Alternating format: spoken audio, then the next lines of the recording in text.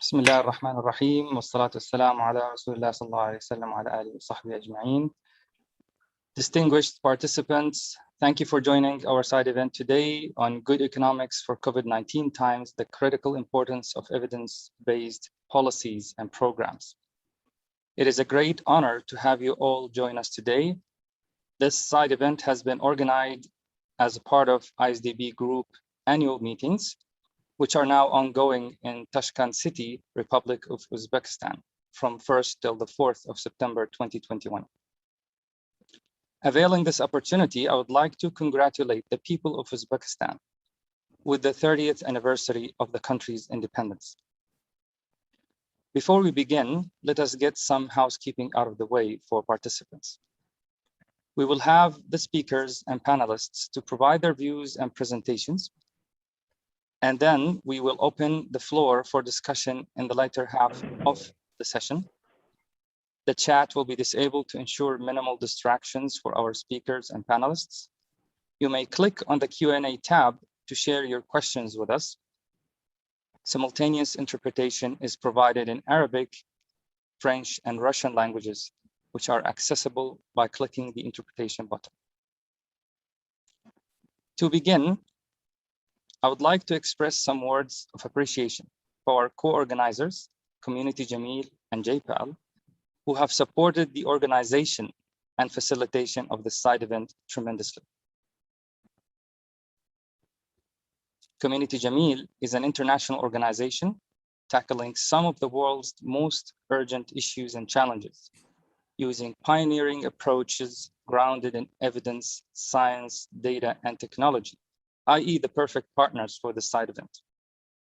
Today, the world is still trying to recover from the devastating consequences of COVID-19 pandemic that affected the health sector and derailed the economic national plans and brought negative social effects. Most of ISDB member countries have suffered unprecedented economic downturns and risk seeing their efforts to reach SDGs undermined by supply chain disruptions, labor dislocation, and financial pressures on businesses and households, amongst others. It is now the ideal time to explore economic policies from a more scientific lens and rethink our efficiency in terms of impact in order to not to face the effects of COVID-19, but also pave the way for a more sustainable, resilient, and inclusive way forward. To consider the available approaches on revitalizing the economies in the pandemic times, we have invited the economists to this panel session to introduce evidence-based policymaking, experiences, and real-world examples in understanding and addressing macroeconomic challenges. We have the honor of initiating this side event with opening remarks from ISDB President, His Excellency, Dr. Muhammad Suleiman Al-Jasser. Dr. Al-Jasser received his PhD in economics from the University of California in 1986. He obtained his master's degree in economics from the same university in 1981 and a bachelor's degree in economics from San Diego State University in 1979. His Excellency has been an advisor at the General Secretariat of the Saudi Council of Ministers and the chairman of the General Authority for Competition since 2016. His Excellency served as the Kingdom's Economy and Planning Minister from 2011 to 2015, and as Governor of the Saudi Central Bank, SAMA, between 2009 and 2011, and was also the Vice Governor and Vice Chairman of the SAMA's board from November 1995 to February 2009. Would like to start with the opening remarks of His Excellency.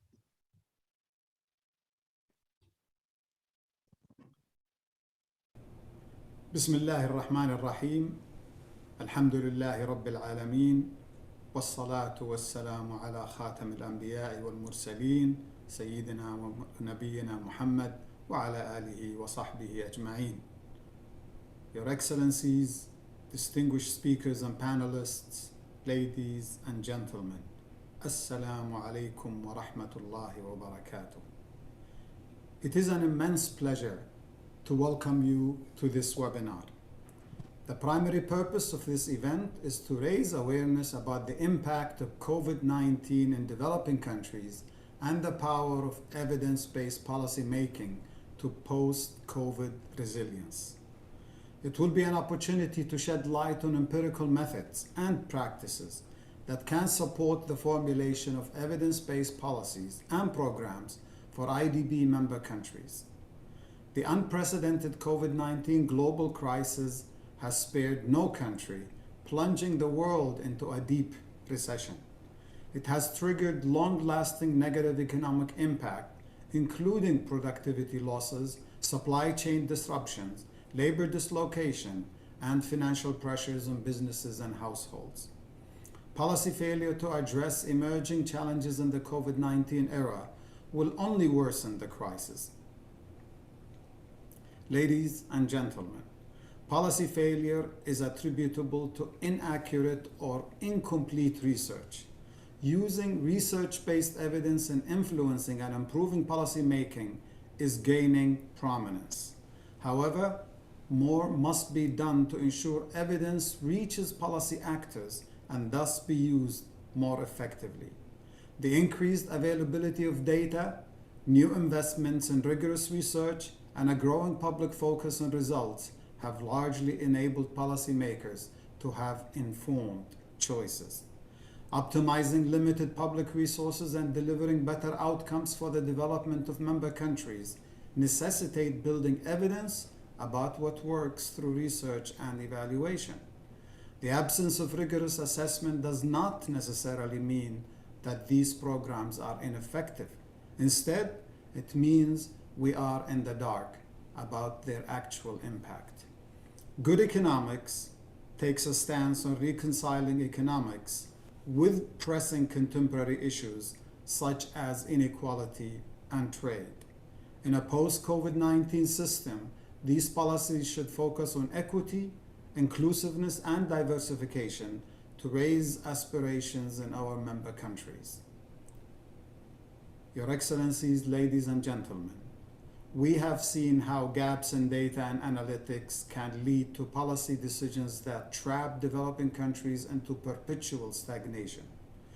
Recognizing their impact on growth and development, governments have been re-evaluating and refocusing their investments in education and skill development. Evidence shows that countries that invest in building relevant skills as a long-term strategy will transform their underlying economic structures and rapidly progress into higher levels of value addition. The absence of critical data often hinders the production of such diagnostics. It is one of the most fundamental challenges for achieving good economics within the IDB constituency. At the IDB Group, we are committed to helping member countries achieve meaningful economic transformation through good economics to build a sustainable, diverse, and inclusive economy. I conclude by inviting you to an interactive, thought-provoking discussion. I look forward to your active participation in enriching our deliberations. Thank you very much. Wassalamu alaikum wa rahmatullahi wa barakatuh. Walaikum salam. Alaikum assalam wa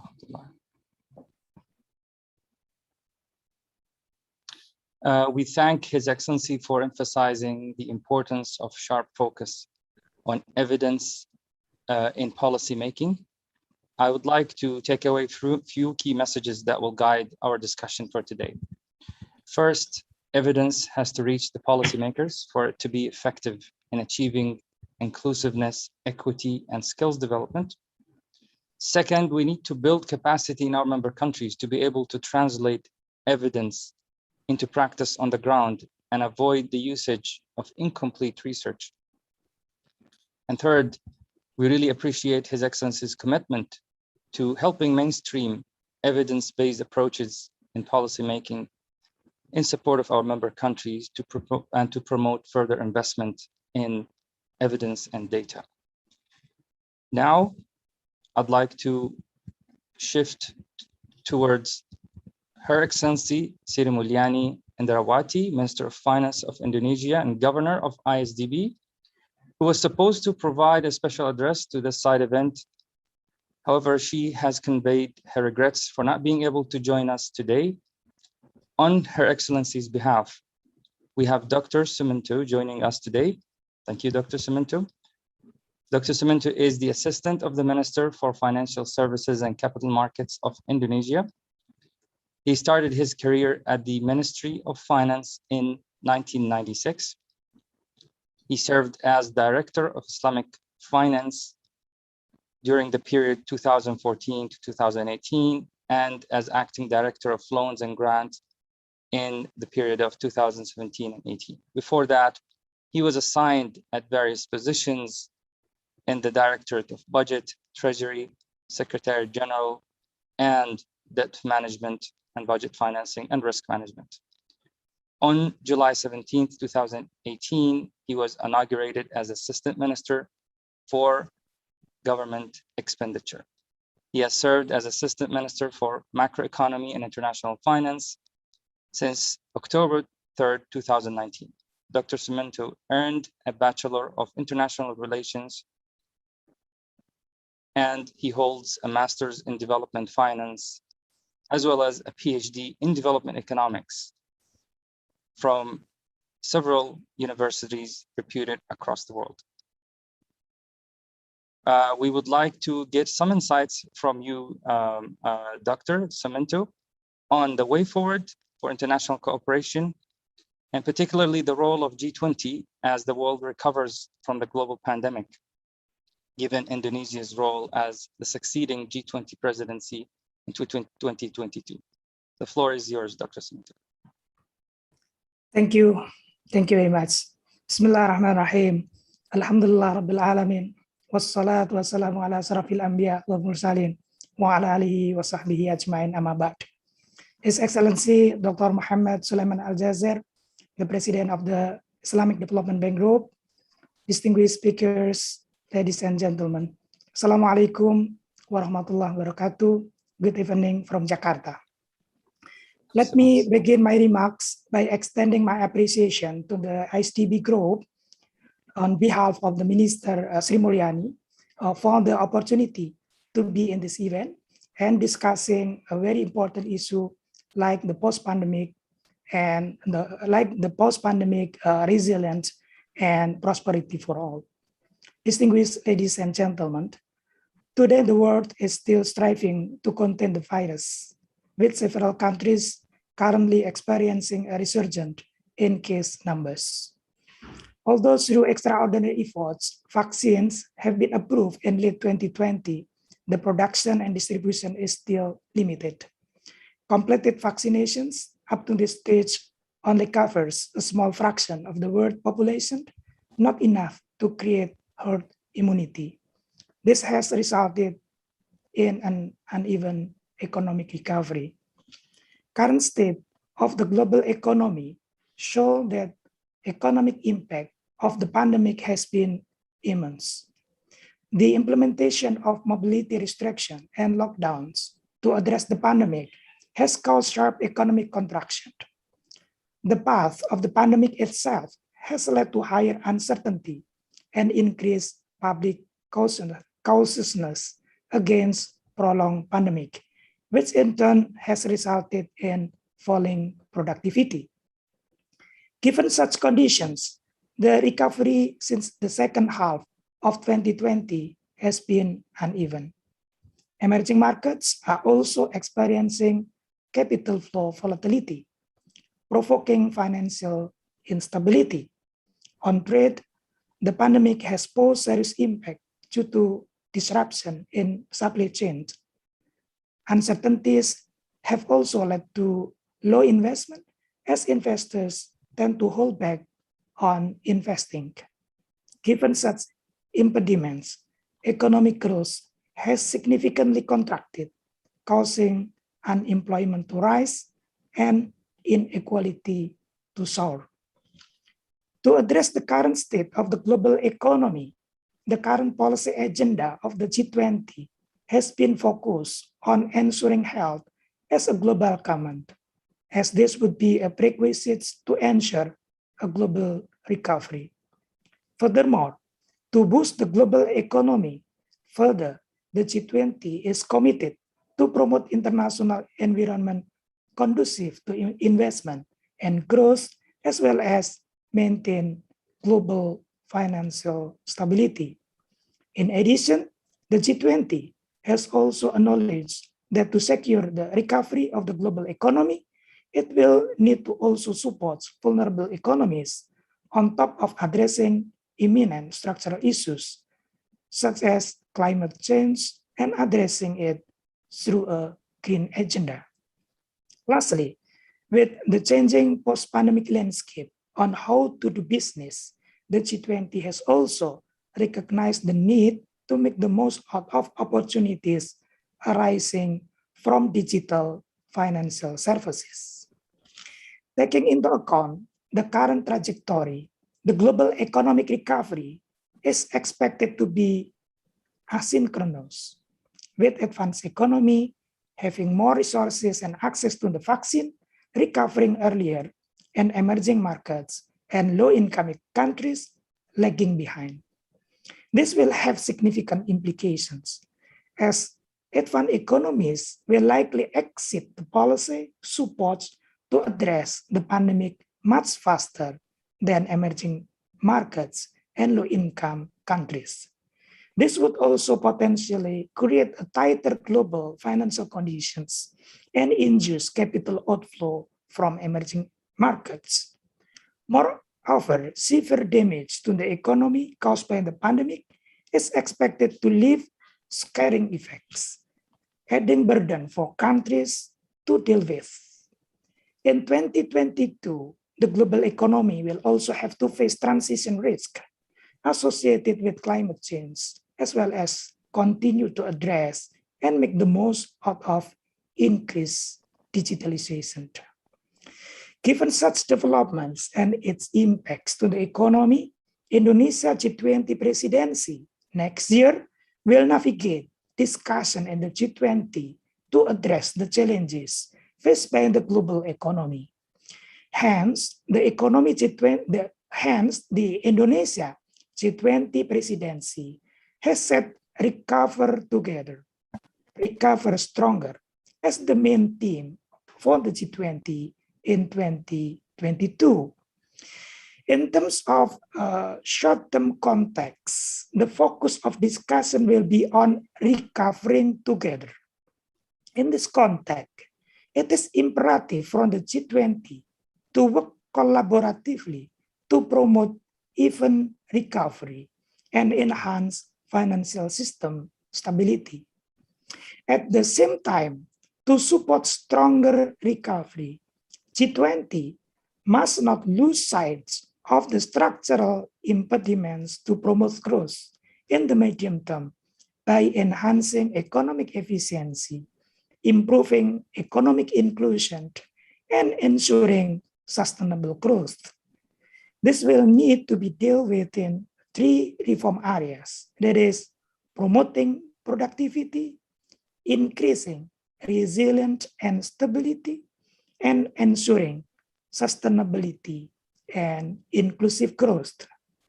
Having discussions within this framework is expected to result in targeted outcomes such as enhanced productivity and balanced global economy, greater financial and monetary system stability, and broader equality and sustainability by taking into account the rise of digitalization as catalyst.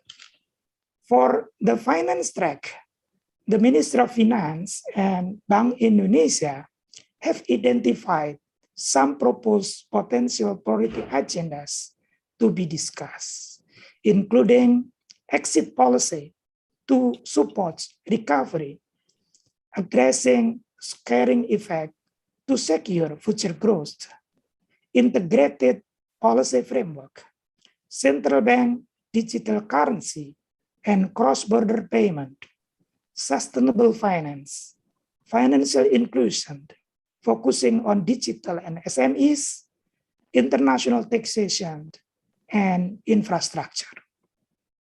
That is all I want to share with you today. Once again, I would like to appreciate ISDBs for holding this event. Wishing you having a fruitful discussion. Thank you very much. Wassalamualaikum warahmatullahi wabarakatuh. Walaikum assalam wa rahmatullah. Thank you very much, Dr. Suminto, and really appreciate it. We hope you will have the time to stay with us for potential even follow-up questions that we do expect from the audience and their excitement on the 2022 presidency and the likely discussions to emerge over there. I'd like to move now to introduce our distinguished panelists today. Today we have as keynote presenter, Professor Banerjee, who needs no introduction. He is the winner of the Nobel Prize for Economics in 2019, along with Professor Duflo.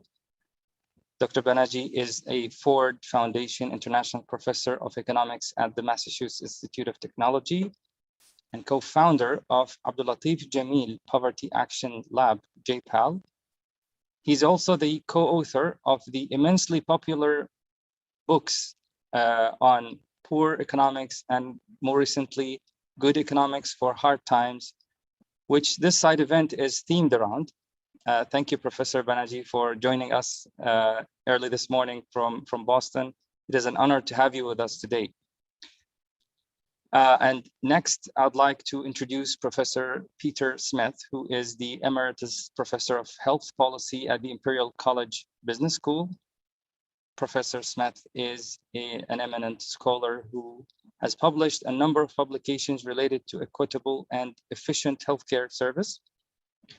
His main research interests are in the finance and efficiency of health systems, with a special emphasis on the link between research, evidence, and policy. Thank you for joining us, Professor Smith. It is also a pleasure to have with us Dr. Albert Zufak, who is the World Bank's Chief Economist for Africa. He was also the Director of Research and Investment Strategy, Chief Economist for Khazanah National Berhad, a Malaysian sovereign wealth fund. I'd also like to introduce you, Dr.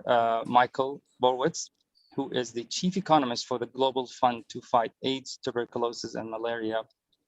Dr. Borwitz is a public health physician and health economist. Thank you for joining us, Dr. Borwitz. And finally, let me introduce Mr. Hassan Jameel, who is founder and vice chairman of our chairman and our event partner and vice chairman of the Community Jameel. Mr. Jameel established Community Jameel in 2003 to continue the Jameel family's tradition of supporting and giving back to the community.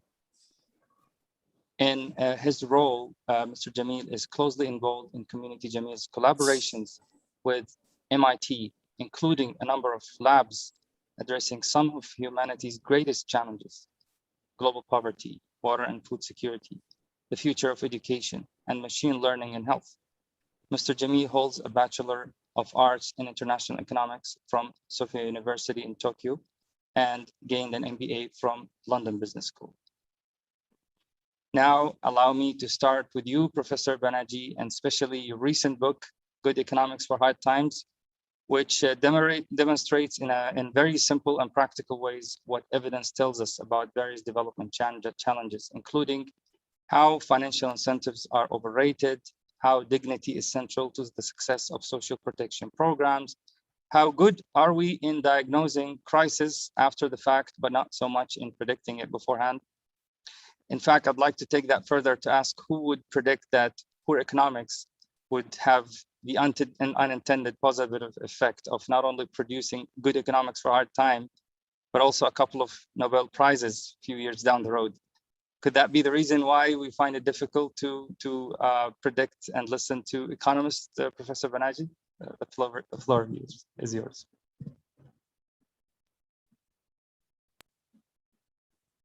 I think you're muted. Thank you for the introduction. Thank you for this extremely distinguished audience for listening to me. Thank you to your excellencies for being here. Thank you to the Islamic Development Bank and to Community Jameel for hosting me. And with that, let me share my screen. I have some few slides to go through. Let's see if I can put that.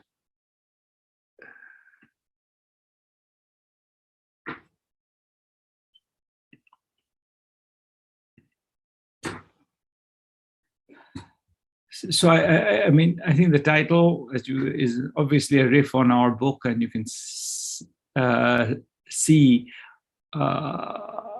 what I think for us was, I think speaking of anticipation, I think we started writing this book in 2018, well before the pandemic. We thought the world was in bad enough shape at that time, and then since then things haven't got better.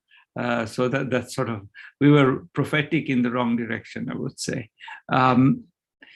With this, let me move to what animates the book. We start with the book, then maybe we move a little bit to the current issues animating the world, and in particular the theme of this discussion today. So I think it's not exaggeration to say that a lot of the political issues that are sort of in the forefront of today are economic issues primarily. We talk of inequality, of immigration, of growth, of climate change, of racism and discrimination. These are all first and foremost economic issues, and in some sense, it's hard to imagine in a world where sort of the potential for good economics to do good could be higher. Nonetheless, and this is maybe a fact that maybe you know, maybe you don't know. This is from the UK. We did a similar poll in the US. Actually, we did it ourselves of 10,000 more or less representative people, and we asked roughly the same question. The question is, on what the people's ascribed expertise is. So nurses are experts in nursing. Who do you trust their opinion? So not nurses on poetry or poets on nursing, but nurses on nursing. And the answer is yes, we trust nurses, we trust doctors, we trust scientists, we trust historians. We sort of trust weather forecasters, not so much sports commentators. Then we're getting down to the bottom. Civil servants and economists are back to back, right at the bottom. The only people who do worse than us are politicians, certainly. So we are right at the bottom. In other words, we are in this odd situation where the world is sort of wrapping its head around a bunch of economic questions, and nobody trusts what we economists, the professionals of that field, have to say. Now to go down to more specific things. I think there's some of that is just very specific disagreements about what our views are. So in the US, about a third of the population were in favor of the Trump tariffs and because they thought it would make Americans better off. When that same question was asked to, there's a panel of experts hosted by the University of Chicago, which it's one of the great universities of the world. They host this panel of experts. I'm one of those experts. None of us agreed to this. There's 0% of this. So this is the mainstream of economics, and 0% agreed with this view. So I think that's sort of it should worry us. It should worry us that at the point where we could be most relevant, there is so much mistrust. Now, part of this is our own.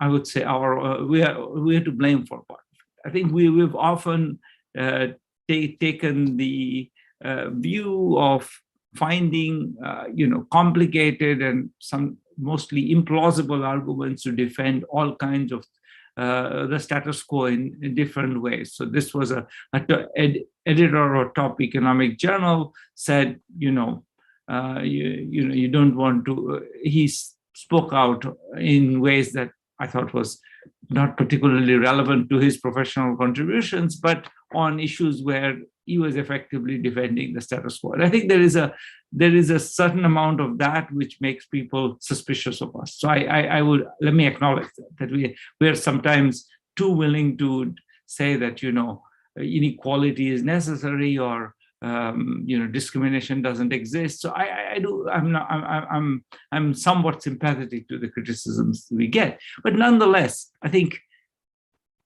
it's completely obvious that we can't afford to give up. Partly, it's not because we have. I think economists have an inclination to be imperialistic, and we sometimes have too much to say about things which we shouldn't speak about. I think that's I would acknowledge that. But we need, at this point in the world, we clearly need epidemiologists, vaccine scientists, sociologists. But I think that where I think we can potentially make a huge contribution is in the understanding of how individuals make choices. And I don't mean positing that, I mean understanding that, not saying that people are somehow always rational or always right, and then how those aggregate up. And this is critical. For example, just to take one obvious example of today, for COVID, how social messaging is all about who's listening, what do they listen to, and how does that turn into an aggregate message? Because people share messages, they send messages across, and understanding that process of both individual decision making and then how that aggregates has to be critical to be able to be effective in messaging on COVID. And maybe I'll come back to that point later. COVID is, of course, one more, as if things were not bad enough, I would say. We ended up with a massive, there was already huge concern due to climate change and rising inequality and unequal sharing of the benefits of growth between the rich countries and poor countries, the rich and poor in poor countries and in middle income countries. I think all of those concerns were already there before 2019. And then we get this additional kick, which comes from COVID. This is an estimate. I think people are guessing, but it could be as many as 50 million people in extreme poverty. And in particular, a number of specific countries have suffered much more than others. This is not, it's not been a shock that's been uniform everywhere. Some combination of the way people have lived their lives, the fact that they're often forced to live in crowded circumstances, or the health systems are not designed to deal with something like COVID, has meant that the impact has been unequal. In particular, something that I think is very, the minister from Indonesia emphasized, I think is critical, which is that the rich countries have been able to just spend their way out of it in ways other countries have not. If you look at the richest countries in the world, they spend 20% of GDP on social recovery programs. That number in the poorest countries was 2%. That contrast itself sort of kind of highlights the challenge that we are in at this point. Is that the poorest countries are the ones that lack the resources to get out. So, and one should worry how many of them will get stuck as a result of that. So that's all of that is background.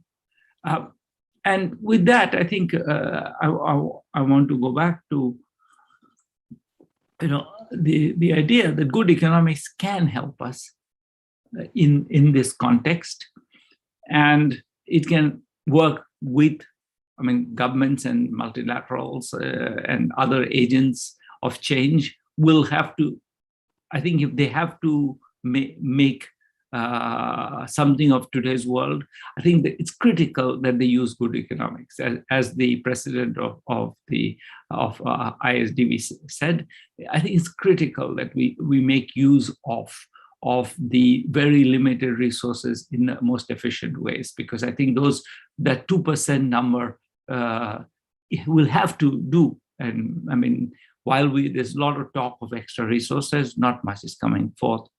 Now, what do we know? There are lots of, we know. I'm going to give you a couple of examples of things that, for example, I know ISDP is quite involved with. And I think in infrastructure, building infrastructure is important. I think there is very nice work on airports, for example, showing that places that are a little bit far from the centers of global trade tend to do much worse. So in particular, if your planes have to stop at 6,000 kilometers, so places that are more than 6,000 kilometers away from global hubs tend to do much worse than places that are just within that cutoff. So I think that's that kind of, so we do see airports. We did some work on roads in China, and we find that places that are better connected have higher GDP. Now, it's also worth saying that it's easy. This is one place where it's easy to overinvest. That we do start to see that more mixed evidence, for example, on China on the more recent roads tend to be whether they are actually positive returns is not at all clear. Indeed, a lot of that just creates displacement, concentration of resources in some places and emptying out of the interior. And I think that those are the real concerns to think about. I think there is good theory and good evidence on that. Now, where I want to turn to is more to say, make a slightly different, which is that in any case, connectivity works best when the human infrastructure is there to complement it. The human infrastructure, be that the people are, you move to do the jobs when you have the confidence, you have the education, you have the health, you feel like you are socially protected. I give you an example from my country, India. During the pandemic, there was many media sources, you would have seen pictures of people walking 1,000 kilometers. That's because the social protection, when the pandemic happened, the jobs shut down. That's happened in many countries, for example, in the US. What kicked in was social support. Unfortunately, the social protection infrastructure in India has been traditionally based on a model where people don't move very much. So they were all, so in other words, you could get social protection, but only if you're in your own village. And since the migrants were by definition not in their own village, they couldn't get social protection. So they had to walk home. This transportation was shut down. They had to walk home 1,000 kilometers, bringing the disease to many parts of the country. So that this was a social protection is critical. The roads were there, they could walk.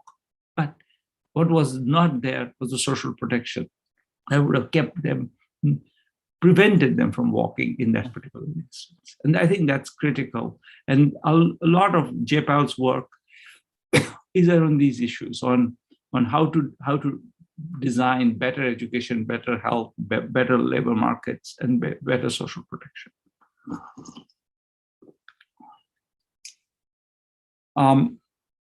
So work that, for example, we've been doing for many years in many countries, 20 years now, on what we call teaching at the right level. And this is a problem across a large part of the world, including many of the ISDB countries, there's evidence that students are not at well behind and grade levels at learning. Students are, I think, for example, take an example of India again, but it's true of many countries, in fact, a very large fraction of countries. Students in 5th grade, half of them read at 2nd grade levels. That's a catastrophic challenge for teachers, because then you're teaching some people the grade curriculum and some people who can't really read, therefore you can't teach the grade curriculum. And the teachers therefore end up ignoring most of the students and teaching to the top of the class, because that's how the curriculum, that's where the curriculum can be taught. And there's a series of randomized controlled trials. Randomized controlled trials is what we do in JPAL, large-scale experimental evaluations. We find that a very simple idea developed by an NGO called Pratham, which is separate the students temporarily for a part of the day into groups where they are matched by skill and not by age or by curricular or their curricular, their assignment in the curriculum. If you can't read, you are with other people who can't read. Students make very fast progress, and this has been well established now. This has been recognized by there's a recent education report by the World Bank and FCDO, which puts it at one of the best strategies available for improving education. And we were working in a wide swath of Africa now to scale up this program. For example, in Nigeria, but actually across many countries in Africa, we were working to scale up this intervention through an organization we've set up called TRL Africa. That's an example of how a set of evaluations, building evidence that eventually leads to a policy intervention. Oops. Here's a much more topical one. That one's from 20 years. This is from 2020. This is there's a norm model. Norm is no cost. Offer with an offer of information with reinforcement and through modeling by trusted leaders.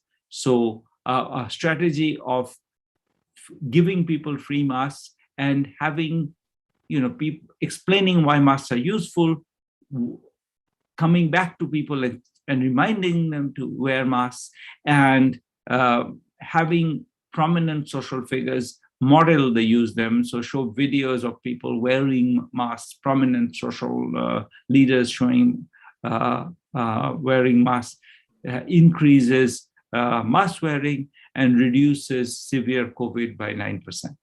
So that's increases by trebles mask wearing actually, and reduces. So that's an example of something which went from a prototype that was evaluated with the rigorous evidence, was taken. Now number of countries, including Bangladesh and Pakistan, are now expanding that program to generate more protection against COVID. Here's another example of where we worked much more closely directly with the government. This was in the context of Raskin, Indonesia's largest social assistance program. We have worked closely with the Indonesian government. That's been one of the most rewarding partnerships that JPAL has had. And they came to us with questions about how does one reduce leakage in these programs. The rice was supposed to be at one price, but was sold at a much higher price. As a result, we ended up doing a randomized control trial of different strategies, and we find that you can reduce the loss in the subsidy very substantially. Actually, 26% was kind of the simplest intervention, which is just to give an ID card to people saying, you are entitled to it. Already did that. It cost about $1 per household. And they're getting, this is a permanent stream of 26% more subsidy, but the highest intervention, the most successful intervention actually went up to more than 50% in increase in how much of the subsidy you get. This was then scaled up by the Indonesian government, reaching 66 million people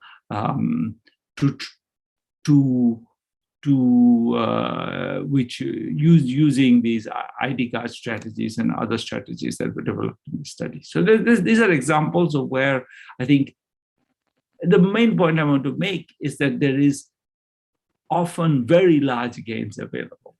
The potential gains are very large. The welfare gains can be enormous. And they're not expensive. So this is the sweet spot in a sense for, I emphasize the three examples I gave you. Each of them costs, $1 or cents per person benefited, and the benefits are very large. And I think that's one of the great value of looking for innovations, looking for working, using the evidence ruthlessly to rule out things that don't work very well, which is a lot of the things we unfortunately do, and to focus on the ones that we do can generate enormous gains.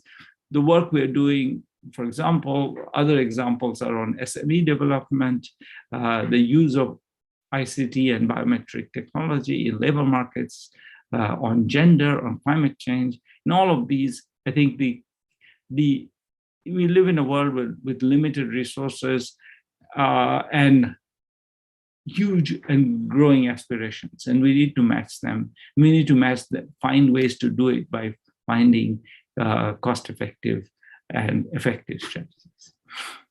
To end, let me say, give you an example of a couple of ways in which I think the evidence generation agenda has been taken forward. One is our partnership between JPAL Southeast Asia and Indonesian government.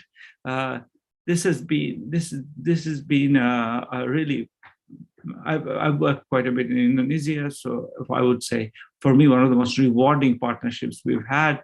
We work closely with the Office of the Vice President, the TNP2AK, which is a think tank inside the Office of the Vice President. And one of the things that we gain from that is an opportunity to work on critically important problems that the government thinks are important, and maybe the government also gains an opportunity to get evidence on schedule from us. They tell us we have 1 year or 6 months to, can you give us the best evidence you can?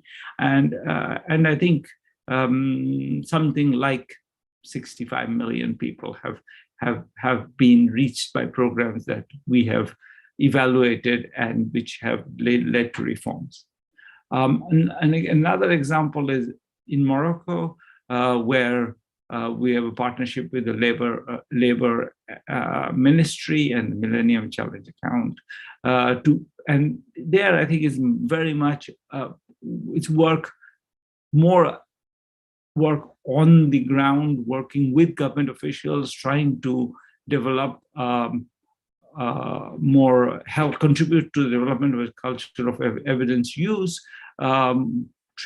Sometimes training them in interpreting evidence, and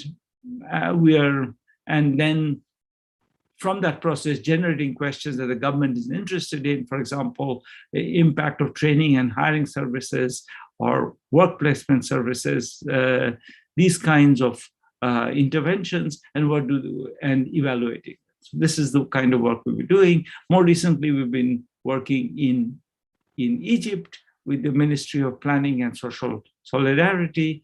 And again, the idea is to evaluate programs somewhat similar to those in Morocco on social protection and employment and family development.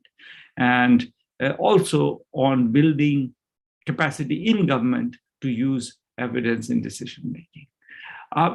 So this is not, I mean, this is, we are proud of what we do, but I feel that we are sort of still right at the beginning.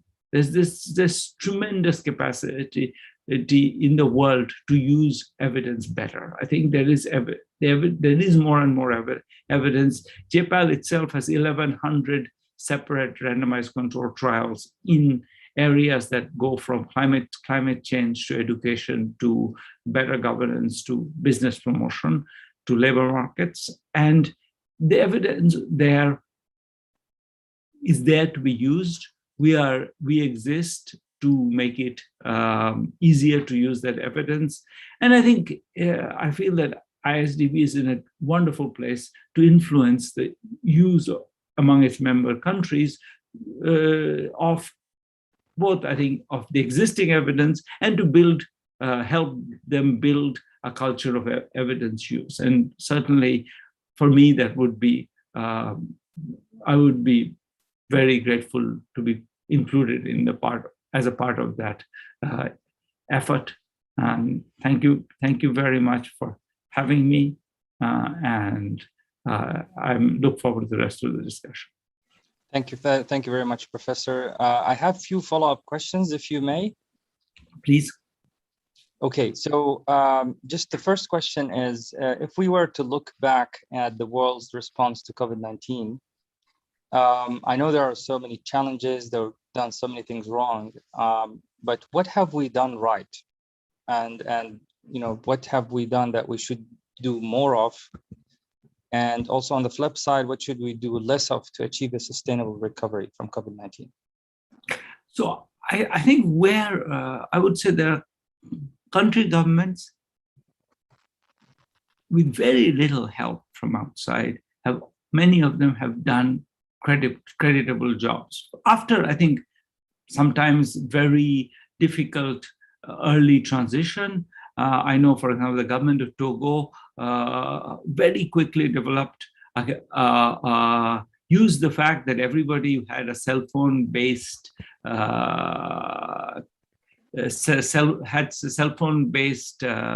had an infrastructure for cell phone-based cash transfers to provide cash transfers to, I think, 8 or 9 million people very quickly. That now, of course, they then ran out of money. I mean, that's been the challenge. The good news has been that countries have been, I mean, if I take India, I think India is now moving towards this widening its social support system so that it can be accessed everywhere. They're calling one nation, one ration card, which is a social support system. So that's an example of a response which needed to happen. Indonesia spent quite a lot of its resources trying to shore up the small businesses. I think countries tried very hard in different ways. I'm not at all saying there weren't errors. In many countries there were errors of judgment. They moved in the too fast, too slow, etc. But I think there was also lots of innovation, and I think the countries will come out of this with an understanding that they need to be more nimble. They need to have a better understanding of the health systems. Where the world has failed is in the richest countries being extremely unwilling to put resources on the table. In the end, despite the talk of even 1 billion vaccines, we have only got 600, 700 million vaccines that are being sent. It just doesn't seem to be enough effort from the rich countries. And I think that's been, if I had to pick where the world has failed, it's failed there. I think I don't think this was an episode which people had a great deal of understanding of. I didn't have any understanding of it either. And I think there were errors made. Errors are probably normal given the circumstances. But I think eventually there has also been improved understanding, lots of local innovation, civil society has done a lot as well. And I think that's what, if I had to pick something good, I would say there's been perforce a fair amount of innovation within the poorer and middle income countries, a lot of ISDB countries included, where I think the failures have been more, I think most dramatically among the countries that could have easily afforded to be more generous. Thank you very much. I'd like to also here ask another question on maybe stickiness. Is it okay if we speak about this now? Yeah. In the post-COVID-19 context, with the pace at which things are moving, economically, socially, technologically, number of people left behind, others are up with their arms. How do we manage transition to the new norm with this kind of pace whereby things that we expected to happen in 10 years are happening in a matter of 3 years or sometimes even 1 year? What should we say about tax policy, social protection, and its importance to augment market-based programs in this emerging context? That's a huge question. I could speak several hours on that. Let me say, I think one thing that we learned is, let me just stick to the stickiness. I think the idea of, I think if you see what, for example, a lot of European countries did, was to just freeze the job in place, and that had that was only possible because, in a sense, the jobs were all in the formal sector. We often talk about informality being whether there is a gains for formality or not, etc. But this was a situation where the informality absolutely clearly hurt the poorest, who were all in the informal sector. They had no way of making claims. The government of India was stepped forward with a large amount of help for those who had formal debt claims against them, the debtors. You cannot benefit from that if you're in the informal sector, if you're borrowing from the local curb market. So I think it made a huge difference whether you were on which side of the formal threshold you were. And it created, and I think one thing that I think we learned from this is, I think that maybe we need to separate the tax side of formality with the more just being connected to the government side of it. And what's happening a lot is people they want to avoid taxes. I don't sympathize with that, but I see that they do it.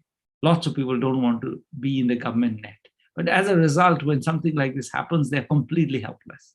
So I think easier to bring them in, maybe not necessarily immediately threaten them with the tax consequences of that. And I think it's actually very valuable that we have a database, for example. Again, I know a lot about India. Let me say, we don't know how many informal farms we have. Literally, we have no idea what people are doing. There's no way to support these people. This is literally impossible. And I think that's that idea that informality is, well, it's a normal form of stage of development. But if you're going to have these shocks hit us, then that becomes extremely costly. We need to have some way of at least having a database on these firms. Otherwise, it's impossible to help people who don't exist on paper. And I think that's something we've been confronted with, I think, very much in this crisis. This is true in many countries, in Kenya, which I know well, relatively. Again, there's just no way to provide social support to the shopkeeper because he doesn't exist in any formal government database. So that's part of the reason why inequality was affected the way it was. If you could benefit from the government, you already had to be richer. And I think that's a form of stickiness which I think we really need to address. So one also final question on my side, and then we'll probably give the floor to our audience to ask more questions, which is to what extent you have noticed an increase in a demand for evidence-based approaches and testing for administering social programs to ensure that money is getting to who really need it at low cost. Theoretically, at least, we would imagine that the pandemic had led to governments would be thinking how we can really effectively channel this kind of support. Did that happen, or do you feel that we still have a long way? It's not about it. It's too early to. I mean, the governments are still dealing with the pandemic, and the pandemic is such an enormous claim on their time that I don't think that innovation right now is the obvious. I mean, managing the pandemic is where all the innovation is happening, and we have worked with governments, for example, again in India, in designing better messaging, take up of social protection, sort of social distancing measures, etc. So I think that's the kind of thing, or with the mask study I mentioned. So those kinds of things in Bangladesh, that in the masks in Bangladesh, that's where there is space. There isn't really space for anything else. So I hope this will lead to greater interest in evidence-based policies after the governments feel that they have the space to do anything except. But my experience working quite closely with at least one of the state governments in India is that there isn't really the space to do anything else. It's just it's too big a crisis right now. So both the economic fallout of the pandemic and the health consequences are just enormous, and it's hard to imagine anything else becoming a priority right now. Great. Thank you very much, Professor. And we'll be coming back with more questions from the audience. I hope you can stay with us until we get to the first round of Q&A session. And now I'd like to invite Professor Peter Smith to express his views on the current national healthcare services policies in the COVID-19 aftermath. Professor Peter, the pandemic exposed the lack of tools to achieve policy coherence across sectors. As your paper has actually highlighted, many policymakers have resorted to black and white choices, total lockdowns versus opening up everything and so on. Can you share with us how your breakthrough solution helps policymakers find the most efficient middle shade of gray, if I may use the word, in between? Over to you, Professor. Thank you very much, Dr. Ahmed. And thank you to the bank for this very kind invitation. And the distinguished panelists. And can I just pay tribute to the wonderful work that Professor Banerjee and his colleagues are doing. Thank you. That's very kind. Okay. Could I have the next slide, please? I'm going to present some work which seeks to integrate economic and health modeling in order to address the recovery, the trajectory of the recovery from the pandemic. This work has been funded by the Community Jameel through their Institute for Disease and Emergency Analytics at Imperial College. I just want to express our gratitude to them for that support. I also want to say that this work was led by my distinguished colleague, Dr. Katarina Hauk, who is not able to join us today.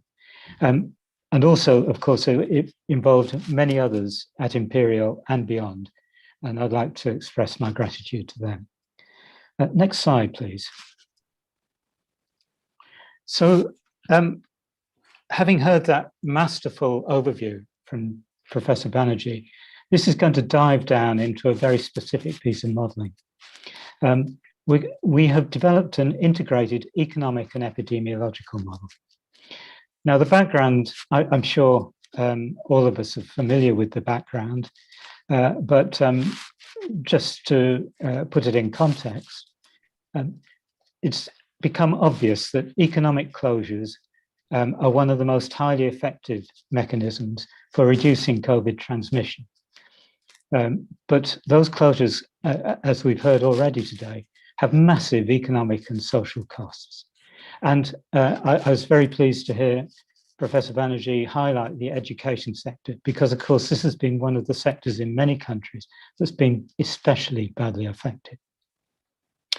Not only that, but there are important interdependencies between economic sectors or supply chains. For example, it's no good having the construction sector open and ready for work if its supplies in the form of maybe bricks or cement are not available. So this is a very complex, complex situation with very complex policy trade-offs between the health and the economic costs of the pandemic. And this complexity is exacerbated in many countries by what has traditionally been a poor dialogue between economic and health policymakers. So what our model tries to do is to integrate established economic and epidemiological models, which have rarely been combined hitherto. We look at, in some countries, up to 63 economic sectors, like construction and agriculture and so on, along with some non-economic sectors, such as older people, children, and the economically inactive of working age. And our model seeks to look at the impact of differential economic closures between sectors, that is, closing different sectors to different extents, and in the search to reduce the mixing between employees and other employees, between employees and customers, and amongst customers. The model incorporates working from home and mixing in households, schools, communities, on transport, and it tracks the epidemic over a limited period. At the moment, our usual period is 6 months, but that does vary. And so what we're doing is tracking the short-run economic impact of reduced activity by sector. Can I have the next slide, please? So in the interest of time, I won't dwell on the details of the model, but we do have these multiple economic sectors, and we know for each sector, their pre-pandemic contact rates between workers and customers, the workforce size, and the contribution to GDP. And what we have to assume is that a sector's contribution to GDP is proportional to the extent that it remains open during COVID. And similarly, the workforce that is active is proportional to the sector's degree of activity. So the next slide, please. So that's the economic side, which is based on traditional input-output models of the economy to reflect the supply chains within the economy.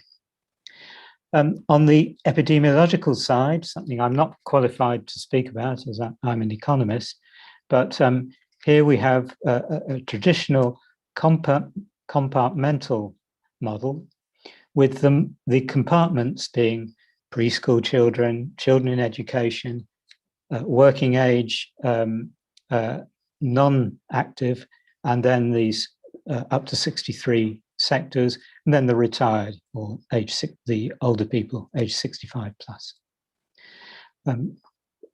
So we also take account of adherence to non-pharmaceutical interventions and vaccines if they're available. And most importantly, we also model the hospital utilization that arises from a particular trajectory for the pandemic, as this is often a key policy variable. So next slide, please. So we can run this model either as a simulation model, in which we ask policymakers to specify their chosen lockdown strategy, the extent to which they want to close differentially between sectors. And then we just track the disease progression, hospital utilization, deaths, economic activity, and other variables, employment, for example. And then the other type of use of the model is to actually more ambitious, is to optimize the lockdown strategy.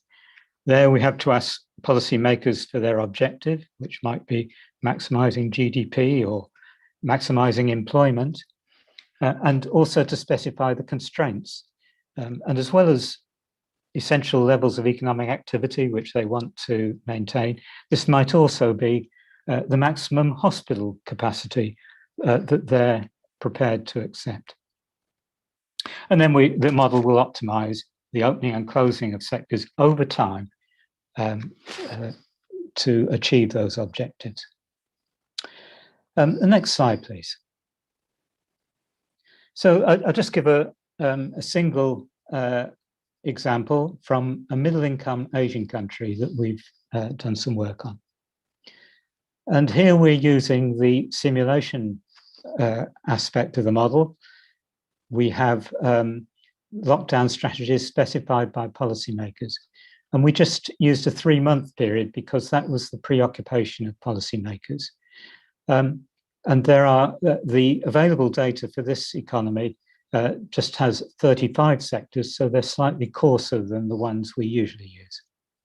On the right-hand side are the historical closures over time of those during the early stages of the pandemic of those 35 sectors.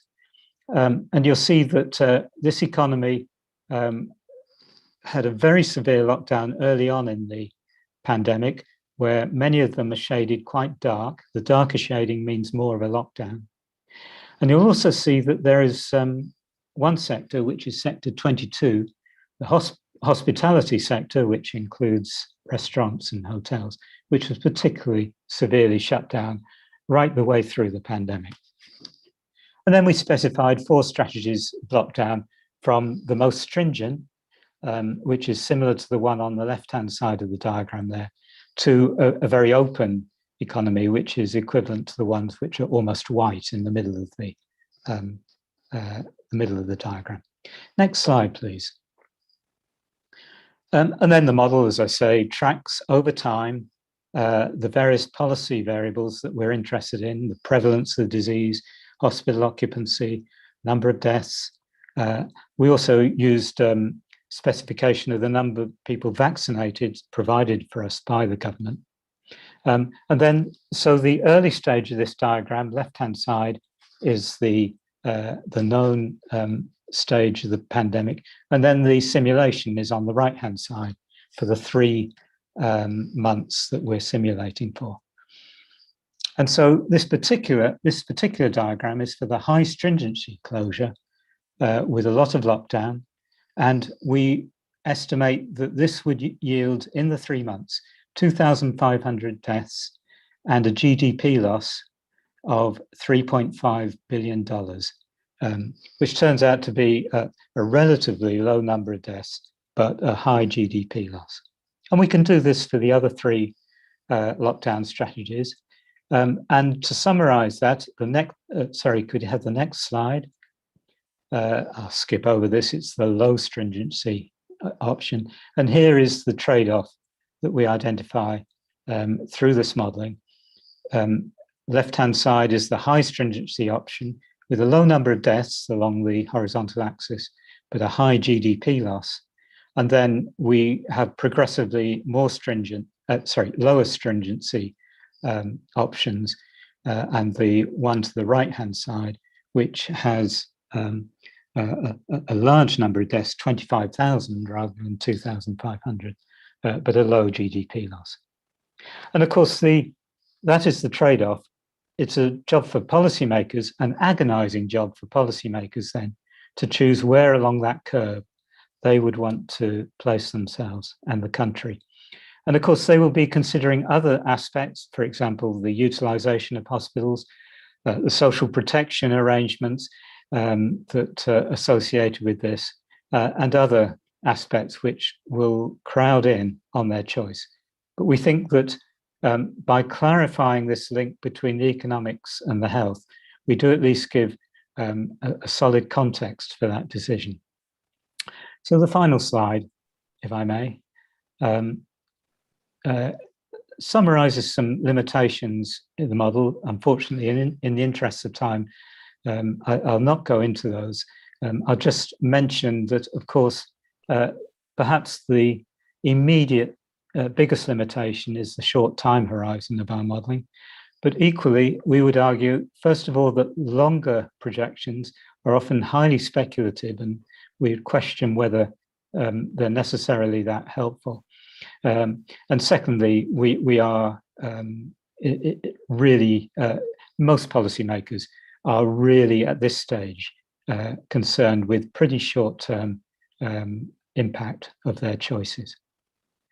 So in conclusion, we've shown that integration of these epidemiological and economic models is feasible and can yield new insights. The mathematical modeling requires an explicit statement of assumptions and exploits available data as fully as possible. I think the fundamental thing is that we would argue that such models can act as a medium for dialogue between economic and health policymakers. And it can also protect against disinformation and partial information. We can extend the analysis in countless ways. One example is that we've been seeking to inform governments about the costs and benefits of preparedness for future pandemics. So what the extent to which pandemics with a variety of possible transmission characteristics might be averted by timely preparedness. And finally, just to underline once again, there'll always remain an absolute need for value judgments in selecting policy. But we believe very strongly that policies should be informed by clear and scientifically sound evidence. And we hope that this example and the commitment of Community Jamia to this sort of work shows how governments can improve the welfare of their people by careful and considered use of well-prepared evidence. Thank you very much for your attention. Thank you very much for your presentation, Professor Smith. We appreciate your views and insights. May I just follow up with a few questions? Of course. So first of all, so we understand that models are abstracting away factors from reality. We lose important variables, some of which are understandably unknowns as well. Now, however, despite all this, these margins of error, do you think that proceeding in this direction and building some smart models can help take us in the right direction, at least, that through these models we're able to strike the right trade-offs across sectors? And to what extent do you believe this statement is true? Yes, thank you for that question. It's a very profound one. I mean, it was a statistician called George Box who said that all models are wrong, but some are useful. And we'd like to hope that, of course, our model is incomplete. It's an abstraction. Actually, I'm not sure there's a complete model, even if it was feasible, would be useful, because it would be so difficult to understand what was going on. So I think that abstraction is actually quite helpful. And my feeling, having worked with policymakers for decades, is that actually they don't necessarily want, they don't want the exact numbers that you're producing, but what they do want is a way of thinking about the problem. And I think the great virtue of modeling is that it forces you to think of the problem in a structured and coherent way. And so whilst I think the numbers that we produce are important and should be considered as important inputs into the policy-making process, I'd like to think that actually it's helping policymakers think about the problem that is the real ultimate benefit of the sort of work we describe. Thank you very much. This is very clear. And also I'd like to follow with another question in this case, which is, if we were to scale this up as a multilateral development bank, as well as also public development banks would like to help governments use this approach and this way of thinking to have optimal resource allocation decisions. So we as MDBs, we kind of help at the level of formulation of national development plans or our own country strategy papers with the countries. Now the question is, what incentives do we have, or should we, focus more on to convince governments to adopt such approaches? Now, I see the COVID-19 was an opportunity. We saw ourselves the need across to have common language across sectors, the need to be able to make proper trade-offs. Have you seen would you advise us to invest more in certain directions to create this incentive for governments to move in this direction? Yeah, so that's a very interesting question. I mean, I think the first thing to say is that one of the tiny benefits of COVID, amongst all the costs, has been that there has been increased recognition that evidence is useful, and it can provide, it is good for the welfare of populations. Now, most governments actually do rely on the support of their people, and two of the major things that affect the well-being of their people are health and income. And these sorts of models are trying to actually optimize those two fundamental things which affect the welfare of their people. So I think, I mean, for example, we could use our model to demonstrate the difference between an optimal strategy and the strategy that has been chosen. So you could show that actually, if you adopt this approach, rather than carrying on as you're doing currently, these are the benefits that you will create for your people. And we could disaggregate by income group as well to look at equity. So, I think it is making that clear, and maybe some examples, some demonstrations of the gains that can be secured is one of the incentives, one of the ways of persuading member states to adopt more of this sort of approach. That's great. Thank you. Thank you very much, Professor Smith. And we will, as mentioned, also be coming back to you with more questions from the audience. And if I may, I'd like to move now to listen to Dr. Albert Zufak.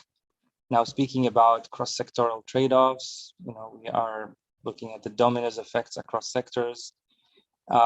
We'd like to hear from you, Dr. Zufak, on digital transformation, which seems to be one of the most important factors that live entirely in this cross-sectoral space at the nexus of economic transformation, productivity, inclusiveness.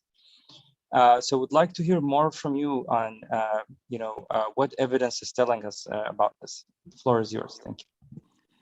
Thank you very much, Dr. Ahmed. Excellencies, distinguished panelists and guests, it is a privilege to speak to you this morning. I'm speaking from DC, so it's still in the morning here for me. Dr. Ahmed, let me first give you the context of the economic impact of COVID on sub-Saharan African countries, and then get into how the digital transformation plays into that. So the first thing to realize is that the health impact of COVID-19 has been relatively benign in sub-Saharan Africa compared to the rest of the world.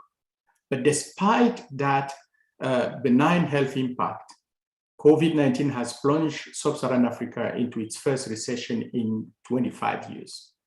GDP contracted by 2 points in 2020, although we should be a little bit more, we should be happy because -2 is actually in the lower bound of all the estimates that we were actually seeing a year ago. So it was, extremely hard, but not, not the worst that could have happened. So there was a contraction in GDP in 2020. And just like Professor Banerjee was saying, COVID actually came to exacerbate a number of vulnerabilities that were already driving our economies, mostly on the macro side, especially on the debt side, but also compounding on a secular decline in investment. So COVID-19 really exacerbated those macro vulnerabilities, but it also accelerated the decline in GDP per capita in sub-Saharan Africa that started in 2015 after the shock on commodity prices. So it actually took GDP per capita in Africa to its level of 2008. So this is actually extremely severe when you look at it from a per capita perspective. Now, moving forward, growth is expected to rebound in 2021, in a window of 2.3 to 3.4% in our most optimistic scenario.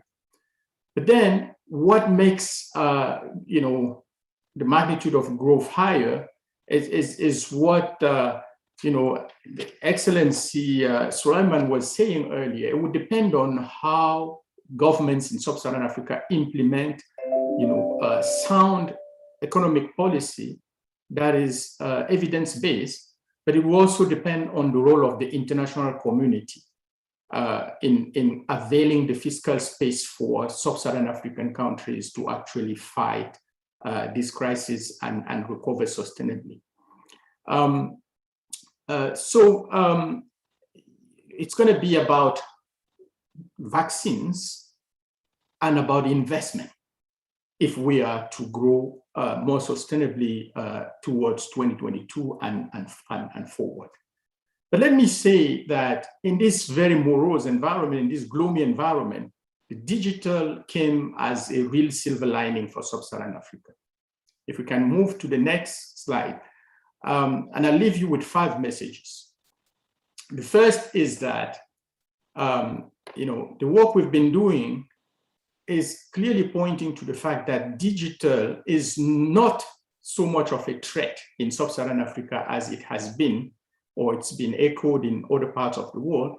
It's more of an opportunity than a threat. And we do see mounting evidence that digital transformation can catalyze more jobs, both direct and indirect, across sectors. And it certainly has the potential to create more jobs than displacing them in sub-Saharan Africa. So that's very, very important. The second, and COVID-19, we have seen during COVID-19, that process has actually been accelerated where, digital has allowed firms to hire more, not less. The second very important message here is that if our countries could really fully embrace and leverage digital transformation, we could actually start to solve one of the most intractable problems that we have faced in sub-Saharan Africa, which is the lack of structural change. And this could actually be through improving productivity in agriculture that has been extremely low in sub-Saharan Africa compared to the rest of the world. And we have seen already the digital penetrating the area of agricultural mechanization with firms like Hello Tractor digitalizing the use of tractors and using the principle of the shared economy to make sure tractors are available to farmers across Africa, therefore increasing their productivity. Third, very important message, I believe, is that if digital transformation is to be sustained, African countries need to invest in universal broadband and invest massively. We need to focus on affordability because internet is still extremely expensive in a number of African countries, and West Africa in particular has one of the most expensive data in the world. So affordability is going to be extremely important. Reliability but also they need to build those skills that would allow the digital economy to flourish. Now, one extremely important aspect of the digital transformation that to me is probably a bigger risk than inequality is the regulatory framework and what would happen to the domestic economy and how to make sure competition allows more, allows more players into the telco industry and also make sure governments are able to raise enough revenue to make the right complementary investments, such as access to electricity, because without electricity, there's going to be no digital. So from the government perspective, I think it's going to be critical to think of the digital as a whole of government problem. And I like to think the digital is not a sector. It's a cross-sectoral enabler that is certainly well poised in Africa to boost inclusive productivity. And by inclusive productivity, I mean here, focus on jobs, more and better jobs for all. And that there is evidence in the work that we're doing that is clearly showing that digital can actually allow or empower productivity, including in the informal sector. So last but not least, I think the risk of the digital-driven inequality are probably overblown in Africa. And I know this is provocative, but I think that the digital and especially the type of technologies that are being developed through even at using 3G technologies are able to actually bring more people from the informal into activities. And we do have evidence of higher participation in the formal labor market when people access digital. So the risk is probably higher on the regulatory side, where large companies, large global internet companies can actually come in and basically suppress the domestic economy. I do see that as a risk, but from what we have seen so far, there is more opportunity in the digital. And one additional reason why the digital, from my perspective, is more of an opportunity than a threat is data. And I think the president of the Islamic Development Bank has mentioned this in his opening remarks. There is no, it's difficult to do rigorous research without data. And in sub-Saharan Africa, data has been a big constraint to rigorous research and evidence-based policymaking.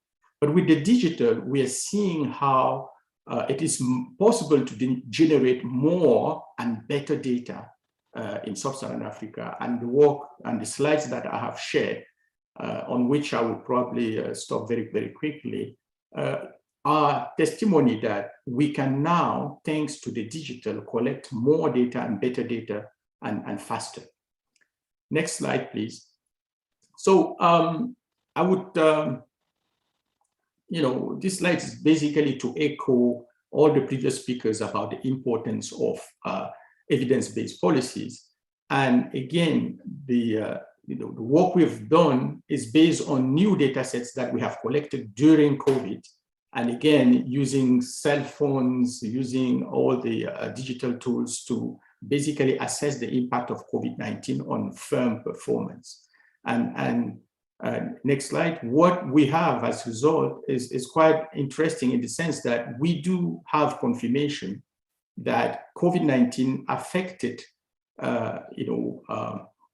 client-facing sectors more than others. And as you can see on this chart, accommodation, food, transport are the sectors that were the most hit by COVID in Africa. And at the macro level, it becomes quite clear why countries the most hit in Africa were those that depended on tourism, for example. Next slide. the use of digital technologies has really increased during COVID across sub-Saharan Africa and South Africa and Togo. Professor Banerjee was mentioning Togo, which is really a very good example of how the country has really embraced digital to bring solutions during COVID. And we do see that firms have really expanded the use of digital. And we also have evidence here that the propensity to use digital platforms in this region remains smaller. So there is a huge gap remaining that could actually lead to higher returns for firms. Next slide. Next slide. I think we can move faster here. What is clear also from the data, and this is taking an example from Senegal. What is quite clear is that employment is higher, among firms with better technology. So firms that are clearly upgrading technologies and adopting digital are not, displacing that much employment. They're actually, expanding. Next.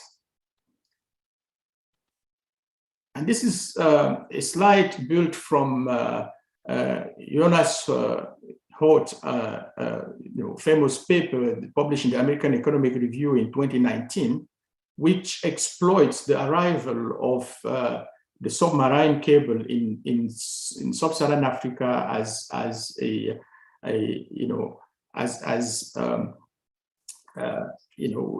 natural experiment, and shows that in fact digital has led to more job creation than job destruction in Africa. More importantly, the paper shows that employment actually increases at all levels of education. So it's not just the jobs at the high end or the skill buys, technological change type of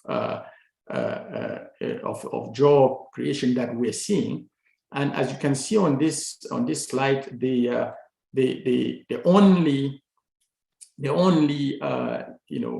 people who would have suffered from this from employment or from this shock are those with no education at all. But people with primary education also increase employment across Africa. So that's actually very, very interesting result. And next slide, we have been working with Jonas and expanding this work. And what we are also seeing using the arrival of cell towers across Africa and exploiting the greater variance within household survey to see how being near to a cell tower is affecting consumption, household consumption, and affecting poverty in different places. And results are quite amazing, as you can see here from Nigeria and Tanzania. In Nigeria, household increased consumption by about 6%, and poverty was reduced by roughly 4% in areas closer to a cell tower. And similar results are obtained in Tanzania. So, altogether, this evidence, basically, which is, again, these are part of a regional study my office is conducting on inclusive digital. And it's about really leveraging evidence to inform the policy design in countries. And we are already seeing governments like Senegal or Ghana looking into this kind of results to implement more development projects. Next slide. So, I mentioned digital as a way to improve agricultural productivity, and what you can see on this slide is actually the status of input use in 2015. If you compare sub-Saharan Africa to the rest of the developing world, and you can see that basically, Sub-Saharan Africa hasn't significantly improved its use of tractors, of irrigation, or fertilizer compared to the rest of the world. But again, here we're seeing the digital as a way to certainly improve the way fertilizer distribution is done, which is an area where there has been a lot of government failures in Africa, and the digital ID can actually allow a better allocation of fertilizer. We've seen the digital penetrating the tractors area, as I've mentioned before, and companies such as Hello Tractor are showing basically that by having a sensor on a tractor, farmers in Nigeria or in Kenya can actually just call, as you call the Uber in anywhere else in the world, and get your land plowed in a couple of hours, and that's certainly leading to an increase in productivity in those areas. Next. So electricity is certainly the analog complement that is absolutely necessary for digital transformation. And my office has done a whole study on electricity access, and we need in Sub-Saharan Africa to really boost electricity access. The average access to electricity remains below 50% across Sub-Saharan Africa, and countries like Burundi are still below 15% of the population having access to electricity. In those conditions, it's going to be very difficult to think of any digitalization that is sustainable. Next. So I think I've been following the discussion on the digital being a source of inequality and how Africans should be wary about digitalization. But my sense is, as often, we like to concentrate on the danger and less of the opportunities in our profession. And I think this is reminiscent of the transition from horses to cars in the early 20th century, when cars actually displaced roughly 90,000 people who were involved in the carriage business, and that led to a huge uproar in New York, for example.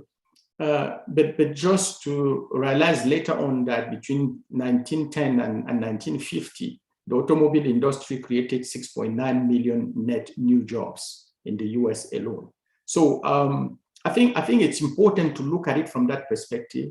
The digital is clearly, from our perspective and from the mounting evidence that we are collecting, poised to be an enabler of cross-sectoral productivity growth in Africa.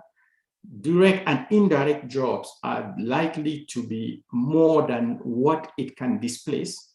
And I think it's important for our countries in Sub-Saharan Africa and for development institutions such as the Islamic Development Bank, World Bank, and others to really invest, help countries invest in the institutions that will support the growth of the digital economy.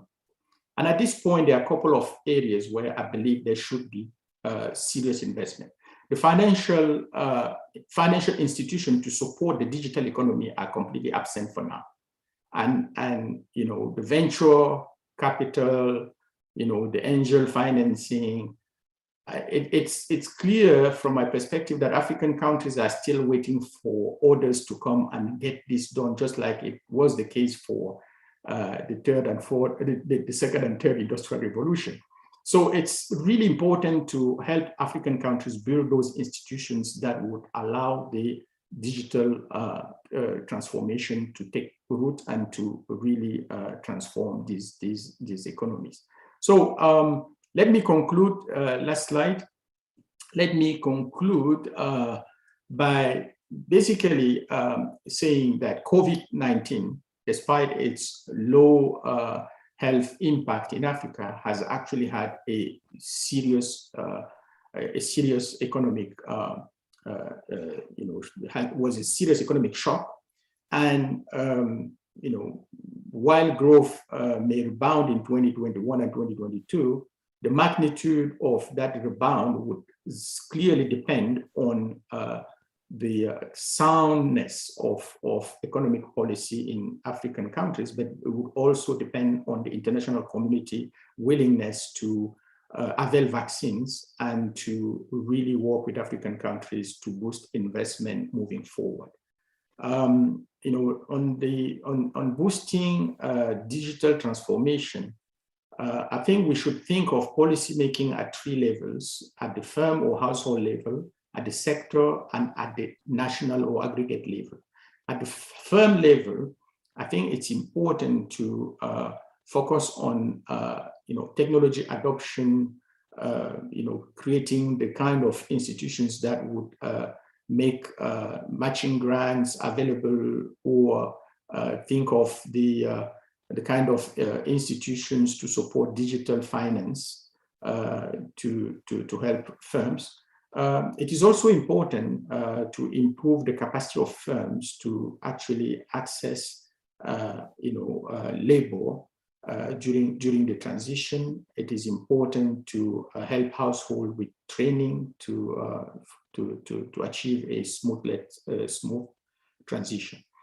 At the sectoral level, I think it's about fixing market failures. It's about making sure the regulatory framework for sectors that are key to digital transformation are those regulatory frameworks are effective enough to create competition and lead to more affordable access to internet.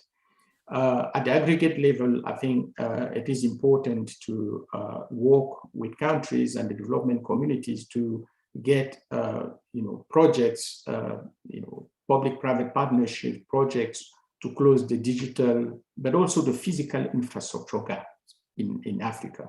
And on this, the key gap I see that will constrain the growth of digital in Africa is electricity. So, obviously, skills will be key, but again, here, as the research is showing, it's not just skills, tertiary skills, skills at all levels, and boosting human capital, across the spectrum is going to be key as well for digital transformation. So let me close on this, again, highlighting the fact that digital is more of an opportunity than a threat. And there is mounting evidence showing this. And one of the most hopeful aspects of the digital I see is data. Digital is going to be helping us economists having access to more data, faster, cheaper. So thank you so much, and over to you, Dr. Ahmed. Thank you very much. I'd like to, I have a number of follow-up questions. However, for the interest of time, I'd like to just now move to our last guest speaker, Dr. Michael Borowitz. Now, so far we have been taking a helicopter view to figure out the why, the what. Would like now to shift with you, Doctor, to take us down to the nuts and bolts to address the how in a little bit more details. How to design projects and programs that leverage evidence. How to finance such programs, given the mega trend that affected NDBs to move towards market-oriented solutions at the onset of SDGs. And now we're going back, or maybe sideways, towards hybrid blending-based approaches post-COVID-19. Would like to hear more from you on the details of how to design effective programs that leverage evidence. Over to you, Dr. Borowitz. I think there was a technical problem, though. I hope the problem has been addressed. So I'm Harshit Agarwal. I'm a consultant working for Dr. Borowitz. So Dr. Borowitz is facing some technical issues, which is with his laptop, so he's unable to join. So in the interest of the time, I will be quickly going through his slide. And Perfect. Before I start, I would like to thank all the panelists. It's an immense opportunity for me, and special regards to Professor Banerjee for his insightful presentation. I would like to go to the next slide. So Yeah. So as COVID-19 has demonstrated that there is a systemic underfunding of healthcare. The underfunding is impacting our healthcare infrastructure, our global healthcare workforce, as well as the healthcare management. Now, focusing this presentation on healthcare infrastructure, there are two key elements to healthcare infrastructure. There is the hard element and the soft element, and they both go hand in hand. The hard elements are like the primary healthcare units and the CHW networks, the supply chain infrastructure, and the hospitals, whereas the soft elements is more on the digital side, as Dr. Zulfak has emphasized, as well as the training and the capacity building to support the health infrastructure. And we should remember that health is not a cost, like it's an investment. If people are healthy, your economy will do good. Your foundation will be productive and resilient.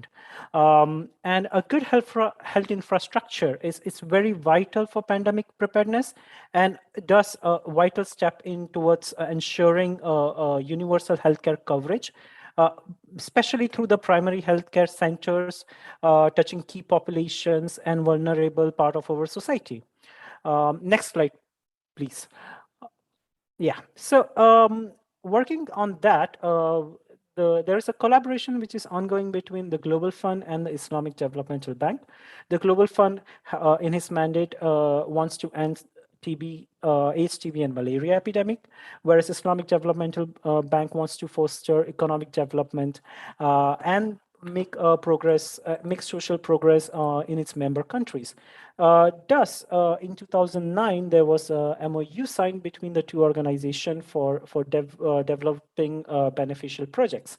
The key area of collaboration, the first one comes to the mind, is the supply chain. So working on supply chain resiliency, mitigating its disruption, because that has a direct impact on the service delivery and our health outputs. Development of innovative financial model, as we'll see ahead, be designing output-based contracting, monitoring and evaluation, advocacy, as well as knowledge building and sharing of knowledge, and basically developing technical expertise in both the organization. Next slide, please. As a part of this collaboration, currently we are exploring 5 countries for looking at the projects. So Sierra Leone, Guinea, and Tajikistan focuses more on the supply chain network optimization, supply infrastructure, improving service delivery, whereas Togo and Pakistan projects will focus more on the CHW, how we can enable them to be multidisciplinary, have better impact in the community they serve. In all these countries, what we are exploring is to have a blended finance opportunity, which I'll explain in the next slide, and also using the digital data to enhance digital decision making, like using geospatial analysis and data intelligence. Next slide, please. Now, we talked a bit about the blended finance. So what is a blended finance? How does it look? Now, the blended finance looks in a way that the Global Fund can provide grant financing to a country, as well as Islamic Developmental Bank can provide debt financing to the country. This, along with us, depending on the capacity of the government, some co-financing. This innovative mechanism actually increase investment in healthcare, because you have a loan grant hybrid instrument. It makes debt concessional and affordable, because the grant not only pays for a part of the principal, but it also kind of pays for part of administrative fee or interest in cases. The impact obviously is it helps you have better evaluation and impact of supply chain interventions. It develops monitoring and evaluation capacity, does overall decreasing stockouts, and have greater impact on health. Next slide, please. So one of the examples of such project is Sierra Leone. So this is a project that Islamic Developmental Bank and the Global Fund has recently started discussing and working on. So the government has submitted a proposal in 2019 to Islamic Developmental Bank, where they wanted to build healthcare infrastructure like central medical store in Carytown, along with 2 regional and 1 district medical store, as well as warehousing equipment, logistic equipment, management, training, etc. What we are exploring, for example, in such project is like how can it be funded using a blended finance mechanism from Global Fund and ISDB. And the project also will involve components, especially technical studies focusing on network optimization, and how it links to the broader healthcare reforms. Also seeing at like how decision rights for PHCs, or how we can have reforms at the PHC levels to avoid stockouts. We are exploring what role a private sector can also play, for example, in Tanzania prime vendor model. So this is one of the example projects that we are working on with Islamic Developmental Bank. Next slide, please. Now, with all this, how does JPAL and the RCTs done by JPAL comes into the picture? So one of the example of the RCTs are in Zambia, where, and I think it's one of the only large-scale RCTs to my knowledge in the supply chain domain. Where they had two interventions across 24 districts in total, but 8 districts for each intervention plus 8 for a control group, where the first intervention supported more on the logistic management, so helping district to have better logistic management, whereas the second option was creating cross-docking facilities where you have minimum handling of the goods. The goods are the objective is that you transfer the goods to the consumer directly from the supplier with minimum interventions in between. And the output of that was that the cross-docking RCT has huge impact in reducing the stockouts and reducing the number of days that we have stockouts for different medicines. And over the period of time in Zambia, that option B was expanded as a national level. And by far till today, I think Zambia RCT is one of the only large-scale RCT in the supply chain domain. So to conclude, next slide, please. To conclude, what would a JPAL model would look like, or what should it encompass? So we need to understand better what interventions works in supply chain. So hence the JPAL RCTs help us to evaluate different interventions and see what works. In the Zambia RCT, for example, the cross-docking showed a significant improvement through technical intervention. But during the scale-up, it was not sustained somehow because there was a broader governance issue that was causing inefficiencies that actually created the context for the reform in the first place. So the key takeaway is that some of the RCTs like cross-docking works, but in the future toolkit, the supply chain evaluation should also account for governance, system dynamic, and the political economy in action. This is now going to the next slide, please. So coming from that, what role can ISDB play in the healthcare sector?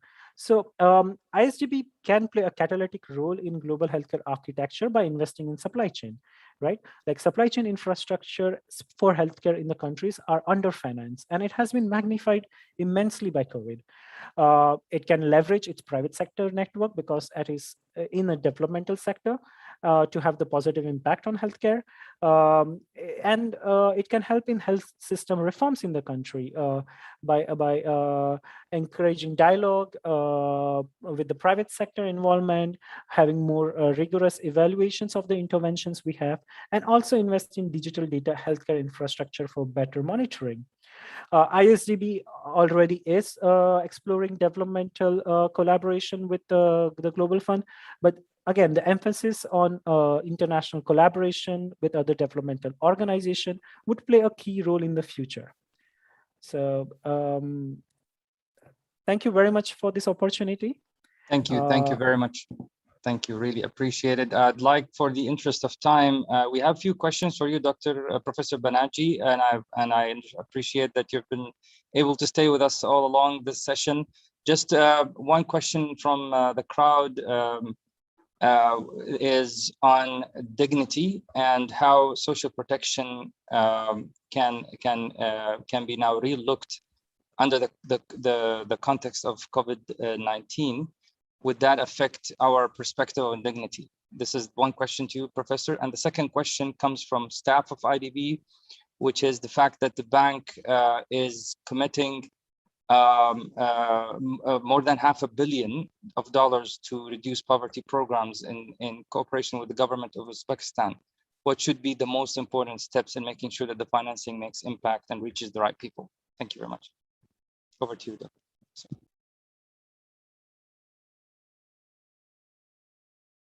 I think you're muted, Professor. Maybe if you unmute. Sorry about that. Sorry. Thank you for those questions. So on the question of dignity, I think one thing that COVID-19 should have made clear to anybody is that a huge part of what governs our ability to have, economic independence, if you like, is out of our control. It just comes and hits us, and I think we have not been effective in, acknowledging that we still treat people who have lost their job somehow as if it's their fault. But we know that most of it isn't their fault. It's just the world around does things to them. I think learning that lesson and integrating that into our thinking would be critical. I absolutely think that we should take the key lesson, and that's then we respect then we don't no longer treat people who lost their jobs as losers. I think that particular move is critical. That people lose their jobs mostly because the world does things. You get change in technology, or there's a new exporter that's sending things. New importer was bringing things from a different country, and it's not it's not your fault that you lose your job. So I think that's the basis of dignity. Once we start understanding that it's not because people have lost their job that they should be blamed, I think then dignity can be built. On the question of that's the kind of question I have made a lifetime of avoiding. It's a great question, but I know nothing about the country. I need to learn a lot. I'd be happy to learn a lot, but it would be irresponsible of me to open my mouth. And with that, I'm going to say goodbye, because I'm behind by 5 minutes. Thank you very much, Professor. And I'd like to also maybe take one last question for Dr. Samantha on G20. What do we expect to see if Dr. Samantha is still with us? Yes. What do we expect to see in the presidency, Indonesian presidency, more of a policy-oriented G20 or more of a programs and initiatives-oriented G20? How do you perceive the focus of the government of Indonesia in that perspective? Thank you, Dr. Ahmed. Of course, the G20 presidency agenda should reflect the current challenge that the global economy are facing. As I have mentioned that the momentum of recovery post-pandemic should be maintained, so that it is why we will address 3 key issues in improving the productivity, maintaining resilience and stability, as well as promoting sustainable and inclusive growth. Of course, in this respect, we include both policy and practical, including in sharing the experience from one another, so that each country can take learn from other country experiences. So that showcasing the policies as well as how to effectively implement the policies is also very important element in the discussion within the G20. It is from my side, Dr. Ahmed. Thank you very much. Now we have a lot of questions from the crowd, and unfortunately we ran way beyond time. So I'd like really to encourage all of our audience to contact our guest speakers and really direct these questions. We have unfortunately run over time. So I think it's about time to move to our concluding remarks. I'd like now to give the opportunity to Mr. Hassan Jamil to share his thoughts on what he has heard today from the panel and the way forward for deeper collaboration between ISDB, Community Jameel, JPAL on addressing these issues. Thank you.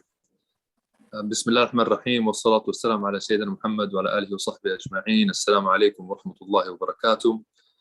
Your Excellency, Dr. Mohammed Sulaiman Al-Jasir, distinguished guests and speakers, it's truly a privilege to be able to address you at this timely and very important event. I'd like to begin by extending my thanks to the Islamic Development Bank Group for hosting us today and to our speakers for their invaluable insights and recommendations. Since the start of the pandemic, many of us present today, including the team at JPAL, the Islamic Development Bank, have been closely studying the economic effects of COVID-19 on the developing world. This discussion has reinforced the need for a clear strategy to tackle these complex challenges by placing good economics and evidence-based solutions at the heart of our responses. A year and a half into the pandemic, and the sad truth is that the poorest countries and communities around the world continue to be disproportionately impacted. The crisis has triggered economic challenges that are hindering global efforts to fight poverty and are creating deeper poverty in many cases. Unfortunately, small and medium-sized enterprises, the self-employed, the daily wage earners are the worst affected. This has compelled us to develop policy responses that are more targeted and more sustainable. To achieve this, we have reflected on the role of good economics in shaping evidence-based public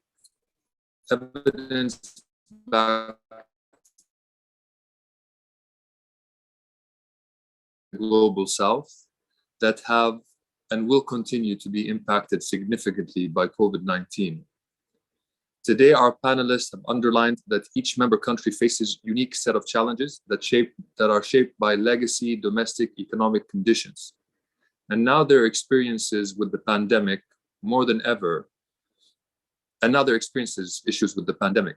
More than ever, our policy responses need to be tailored to these individual circumstances to ensure we use our resources as effectively as possible.